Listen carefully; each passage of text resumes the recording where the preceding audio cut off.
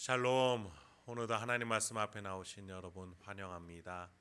우리 함께 기도하겠습니다. 하나님, 오늘도 우리에게 하나님과 만날 수 있고 하나님의 역사에 동참할 수 있고 하나님이 주신 소망으로 나아갈 수 있는 오늘 이 시간 허락해 주시니 감사합니다. 말씀 속에서 하나님 일하시고 우리를 인도해 주시고 우리를 일으켜 세워 주시옵소서. 오늘 이 시간을 통해서 우리의 영혼이 하나님과 손을 붙잡고 하루를 살기를 결단할 수 있는 귀한 시간이 될 수 있도록 하나님 인도하여 주시옵소서. 이 모든 말씀 예수님의 이름으로 기도했습니다. 아멘. 오늘 함께 살펴볼 말씀은 여호수아서 4장 19절에서 5장 1절까지입니다. 여호수아서 4장 19절에서 5장 1절까지 함께 살펴보도록 하겠습니다. 여러분, 역사를 잊은 민족에게 미래가 없다, 이런 격언을 들어보셨을 겁니다. 신채호 선생이 말했다라고도 하기도 하고 또 영국의 총리 윈스턴 처칠이 말했다고도 알려져 있지만 사실 역사적인 증거는 정확하게 없죠. 그럼에도 이 문구가 많은 이들에게 사랑받는 이유는 공감대를 이루기 때문일 겁니다. 과거의 실수를 기억하며 다시금 그 자리에서 그 실수로 넘어지지 않으려 하는 지혜로움이 있는가 반면에 똑같은 실수로 똑같은 아픔을 겪는 미련함이 있죠. 역사를 기억한다라는 것은 지혜로움을 다시 똑같은 실수를 반복하지 않게 해줌을 의미하지만 역사를 기억하지 않는다는 것은 똑같은 실수로 똑같은 아픔을 계속해서 받는 미련함을 말한다라는 의미에서 많은 이들이 이 격언을 공감하고 또 기억하는 것일 겁니다. 오늘 본문에서 하나님께서는 여호수아를 통해서 역사를 기억하려는 지혜를 요구하시는 듯 보입니다. 한번 본문을 살펴보도록 하겠습니다. 19절에서 20절입니다.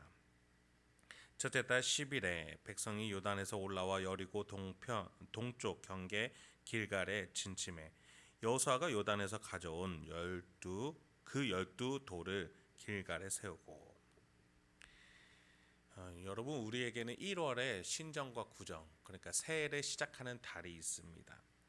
이스라엘은 3월과 4월에 새해를 맞이합니다.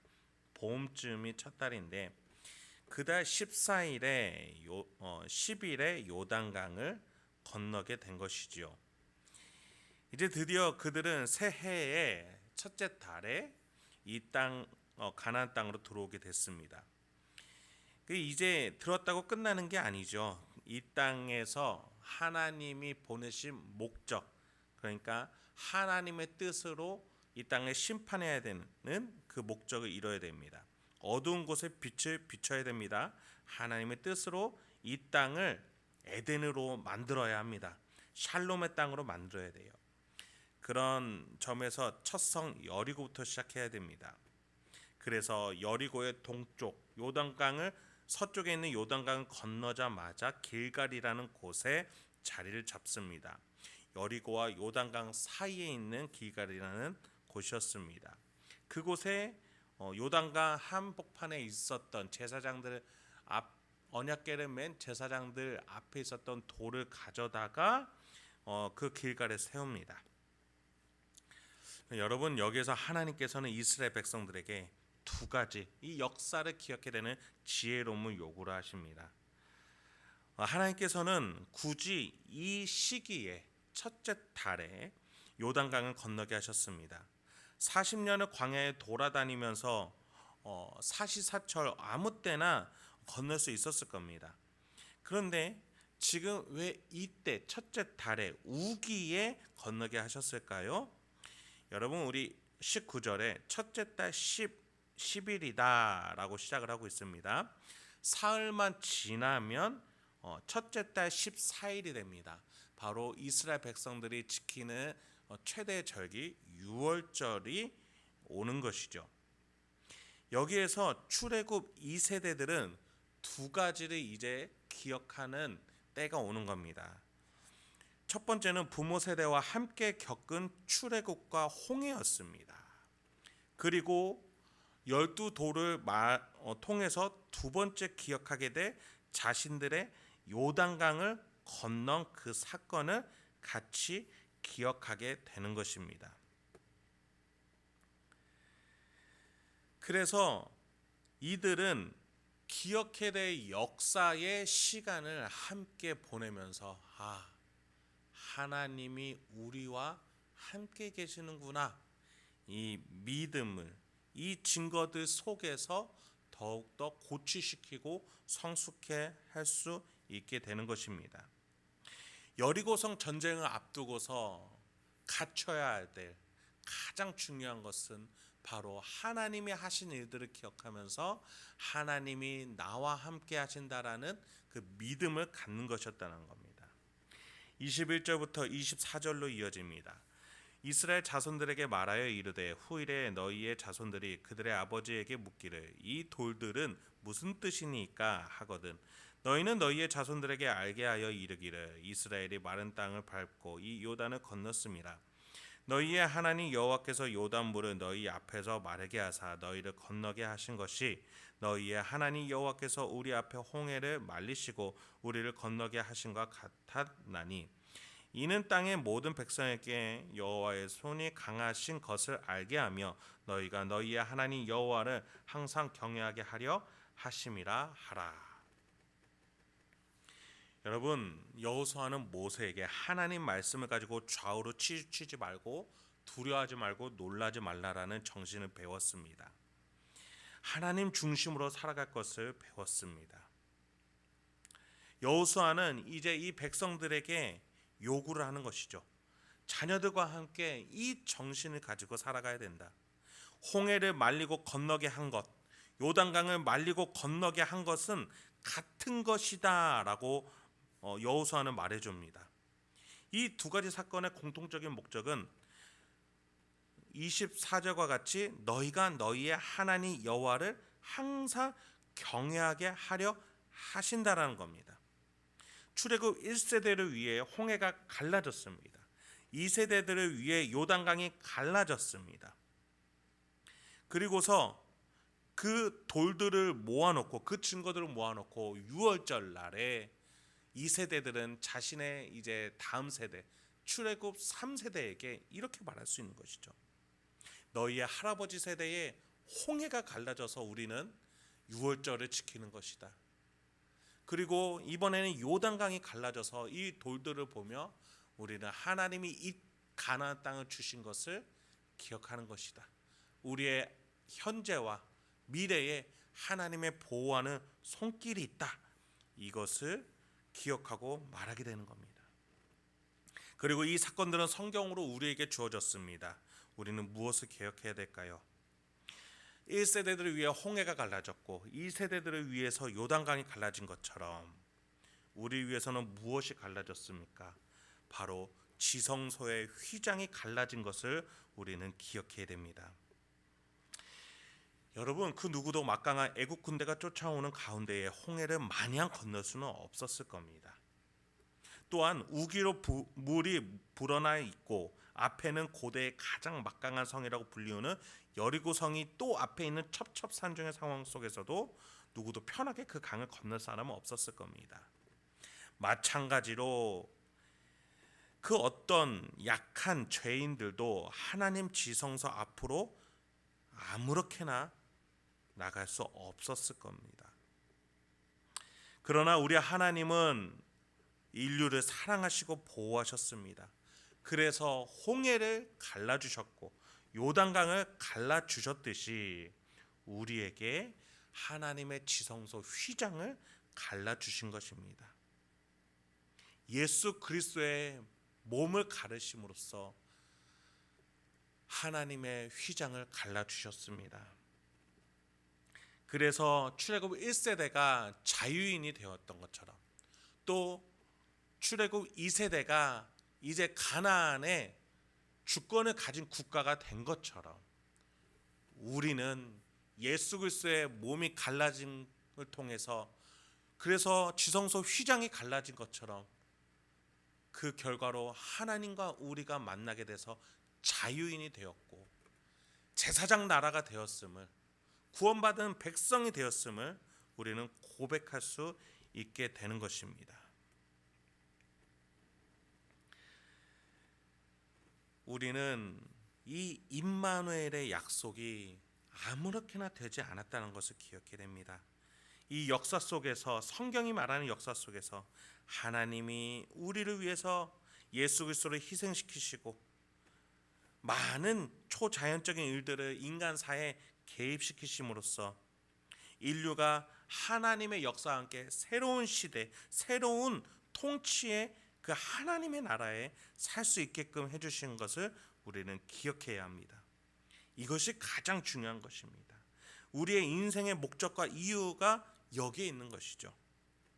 여러분, 이것을 빼놓고서는 출애굽 1세대가 홍해를 왜 건너서 광야 생활을 해야 되는지 이해할 수 없었을 겁니다. 이것을 빼놓고서는 요단강을 건너 가나안 땅을 정복해야 되는 힘든 여정을 왜 살아야 되는지 출애굽 2세대는 이해 못했을 겁니다. 하나님 때문에 이 길이 설명이 되듯이 우리의 인생도 천원 한 장, 하루에 한 시간이 아까운 현대 생활 속에서 왜 신앙을 가지고 살아가야 되는지 하나님으로밖에는 설명이 되지가 않습니다. 그래서 우리는 하나님이 하신 일, 그 하나님이 하신 일이라는 역사를 기억해야 합니다. 이제 마지막 5장 1절입니다. 요단 서쪽의 아모리 사람의 모든 왕들과 해변의 가나안 사람의 모든 왕들이 여호와께서 요단 물을 이스라엘 자손들 앞에서 말리시고 우리를 건너게 하셨음을 듣고 마음이 녹았고 이스라엘 자손들 때문에 정신을 잃었더라. 하나님이 일하심을 본 가나안 백성들은 마음이 녹을 만큼 두려워하고 있습니다. 정신을 잃기도 합니다. 어찌해야 할지 당혹스럽기만 합니다. 그전까지 자신들의 문화와 가치가 최고라고 여기면서 멋대로 했습니다. 사람을 제물로 바치기도 했습니다. 혼잡한 성생활이 풍요를 가져다 줄 것으로 생각하며 마음대로 쾌락을 즐겼습니다. 욕심이 이끄는 대로, 탐욕이 이끌고 가는 대로 살기 바빴습니다.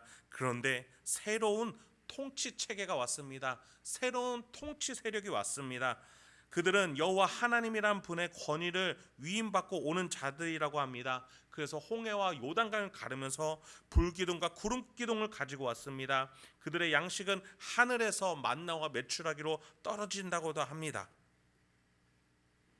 여러분, 그들의 입장에, 가나안 입장에서 이 이스라엘이 얼마나 두려웠을까요? 여러분, 우리 예수 그리스도도 이와 같이 오실 겁니다. 충신과 진실이라는 이름으로 백마를 타고 피 뿌린 옷을 입고 오신다고 약속하고 있습니다. 눈은 불꽃 같고 머리에는 많은 관들이 있으며 이 땅을 심판하러 오신다고 합니다.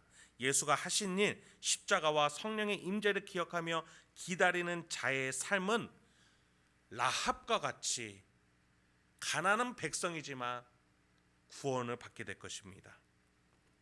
그 그리스도의 피 뿌린 옷을 믿는 자는 라합이 붉은 줄을 내려 그것이 자신이 구원받은 백성이라고 표시해준 약속의 증거를 품고 구원받을 것과 같이 우리는 예수가 나를 위해서 죽어주셨다라는 그 피 뿌린 옷을 우리는 믿으면서 이 현대 생활 속에서 이 세속 가운데서도 구원을 받고 하나님의 보호하심과 인도하심 속에서 살아갈 수 있음을 우리는 믿으면서 이 생활을 이어나가는 것이죠.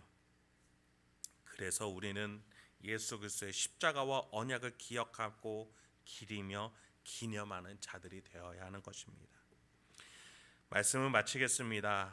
여호수아서를 보다 보면은 우리는 때때로 라합의 입장이 되기도 하고 가나안 백성의 입장이 되기도 합니다.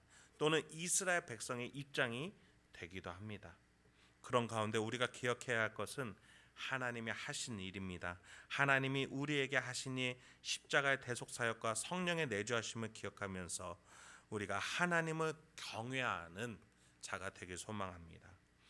역사를 기억하는 민족에게 미래가 있듯이 하나님이 하신 일을 기억하는 우리에게 천국의 소망이 오늘도 계속 이어질 줄 믿습니다. 함께 기도하겠습니다. 하나님, 오늘 우리에게 귀한 하나님의 말씀 주시니 감사합니다. 오늘 이 말씀을 통해서 우리가 다시 한번 하나님의 하신 일들을 기억하며 천국 소망을 바라보고 오늘 이 시간에 살아갈 수 있게 하여 주시옵소서. 주님께서 하시는 일들 하나하나가 지금 내 인생 가운데 계속해서 흐르고 있고 영향을 미치고 있고 내 삶을 인도하고 계신 줄 믿습니다. 나의 혼자의 스스로의 힘으로 살아가지 않게 하여 주시옵소서. 하나님이 홍해를 가르시고 요단강을 가르시고 지성소 휘장을 가르시면서까지 우리를 사랑하시고 인도하고 계시다는 그 사실을 기억하면서 우리가 이 가난과 같은 이 세속의 삶 속에서도 하나님의 손을 붙잡고 예수 그리스도의 십자가를 기억하며 성령의 내주하심과 인도하심을 기억하면서 오늘 하루도 살아갈 수 있게 해주시옵소서. 그리하여서 우리의 삶이 에덴이 되고 천국이 되고 샬롬의 땅이 될 줄 믿습니다. 주여, 우리의 삶을 그렇게 인도하여 주시옵소서. 이 모든 말씀 예수님의 이름으로 기도했습니다. 아멘.